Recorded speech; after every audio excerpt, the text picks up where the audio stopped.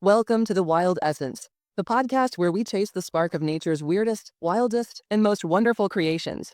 I'm Zoe Callahan, your host, stand-up comic, and self-confessed nectar enthusiast who once tried to taste the rainbow with a spoonful of buckwheat honey. Let's just say, I'm still buzzing. Today, we're diving into the liquid gold of nectar and the bioactive brilliance of healing flowers. Joining me are two personalities so electric they could power a beehive. First, we've got Dr. Sage Wilder, a botanist with a flair for the dramatic who probably talks to plants more than people. Welcome, Sage. Zoe, I'm thrilled to be here, ready to dissect nature's candy with surgical precision and a touch of poetry. And next, we've got Vera Bloom, a wellness influencer and flower fanatic who's basically a human sunflower, radiating positivity and probably brewing jasmine tea as we speak. Vera, good to have you. Oh, Zoe, I'm blooming with excitement. Let's spread some floral love and nectar vibes. All right, let's dive into the sweet stuff. Nectar, the natural energizer, and healing flowers, nature's tiny powerhouses. Sage, kick us off. What makes nectar so special, and why is it more than just bee food? Nectar is the lifeblood of the plant world, Zoe, a sugary elixir that's basically nature's Red Bull. Flower nectar, like from acacia or linden, is loaded with fructose, 38 to 43%, glucose, 31 to 36%, enzymes like diastase, and phytoncides that fight microbes. Acacia nectar stays liquid for years, perfect for diabetics. Buckwheat nectar? It's an iron champ at 3.5 milligrams per 100 grams. Linden nectar has farnesol, a natural antibiotic. Then you've got tree nectars. Maple with 54 antioxidants that slow cancer cell growth, per University of Rhode Island research. And birch with betulin, a liver-protecting hepatoprotector. In 19th century Russia, they called birch sap tears of the birch tree. It's not just fuel, it's medicine, energy, and history in a drop. Tears of the birch tree? That's so poetic I might cry into my coffee. Vera, why should we care about nectar? I've got energy drinks and granola bars. Do I really need to sip tree tears? Zoe, nectar is not just a drink, it's a lifestyle. We're all about clean, natural energy. None of that synthetic crash and burn stuff. Nectar's fructose and glucose give you a steady buzz without the jitters. Buckwheat nectar's iron fights fatigue, Linden's farnesol keeps you healthy, and maple's antioxidants are like a shield for your cells. Plus, it's sustainable, supporting bees and forests while you energize. Swap your energy drink for a spoonful of acacia honey in your smoothie, and you're not just waking up, you're thriving. It's self-care with soul. Okay, I'm ready to ditch my monster energy and become a nectar stan. Sage, let's pivot to flowers. Rosemary, lavender, clove, calendula, jasmine. These sound like a bougie garden party. What's the healing hype? These flowers are nature's pharmacists, Zoe, each with a unique chemical swagger. Medicinal rosemary's carnosic acid protects neurons, and its aroma boosts memory by 15%, perfect for cramming. Lavender's linalool is an anxiety buster. Its oil heals burns like magic.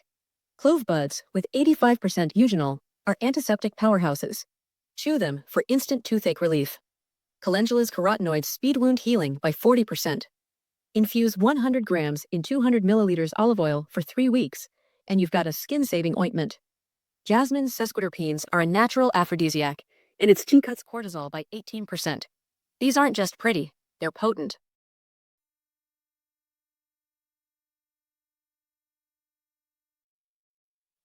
So, flowers are basically superheroes in petal form. Vera, you're all about that wellness life. How do you use these flowers to level up? And what's this cryo-milling and enzyme fermentation stuff? Zoe, flowers are my wellness secret sauce. I brew jasmine tea to chill out. 18% less cortisol means I'm zen even in traffic. Lavender oil on my burns. It's like a hug from nature. For rosemary, I sprinkle flowering tops in my morning oats for a brain boost. Clove buds, I chew one before a date for fresh breath and that antiseptic edge. Calendula ointment is my go-to for scrapes. Now, cryomilling, grinding flowers in liquid nitrogen, keeps 97% of their flavonoids. So you're getting max power. Enzyme fermentation, like with jasmine or rosemary, boosts bioavailability, so your body soaks up every bit of goodness.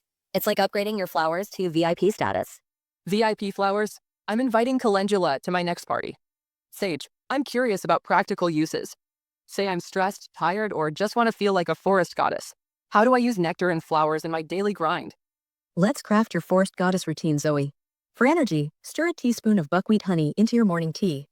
Its iron and glucose will keep you humming. Stressed? Brew jasmine tea.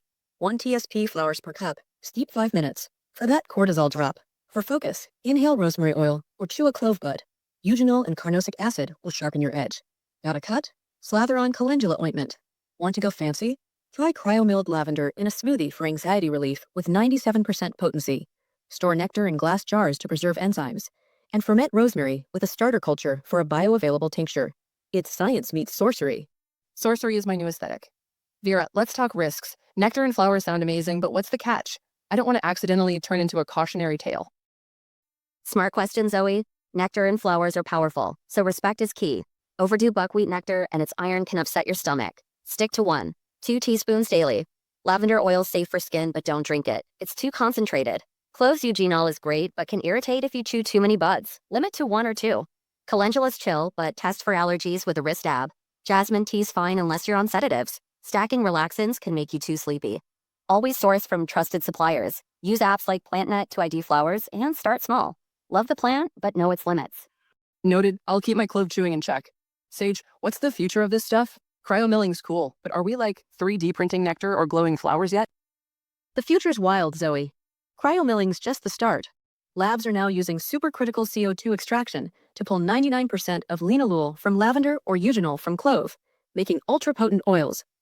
Enzyme fermentation's being scaled up for commercial jasmine teas with double the sesquiterpenes. On the nectar front, researchers are bioengineering yeast to mimic acacia nectar's non-crystallizing properties for diabetic-friendly sweeteners. And yes, bioluminescent flowers are real. Genetically modified jasmine could glow like fireflies by 2030. Building on Project Glowing Plants. It's nature meets sci-fi, and I'm here for it. Glowing jasmine? My backyard's about to be a rave. Vera, wrap it up. How do we bring nectar and flowers to live our best lives? Nectar and flowers are your ticket to vibrant living, Zoe. Start your day with Linden honey and warm water. Farnesol and fructose for a gentle boost. Keep a rosemary sprig on your desk for memory vibes. Use calendula ointment for any skin drama. Brew lavender tea at night to unwind. Get nerdy. Try cryo-milled clove in baking for an antiseptic kick. Source ethically, store nectars in cool, dark places, and never skip the allergy test. My fave, mix jasmine flowers and maple nectar in a smoothie. It's energy, calm, and antioxidants in one sip. You're not just living, you're blooming.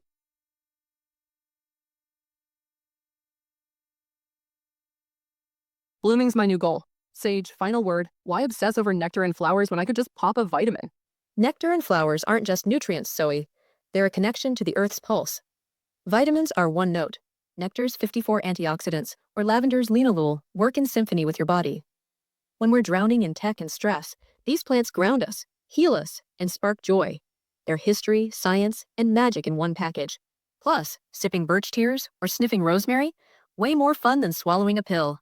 I'm sold. Pass the nectar and call me a flower child. That's the wild essence for today.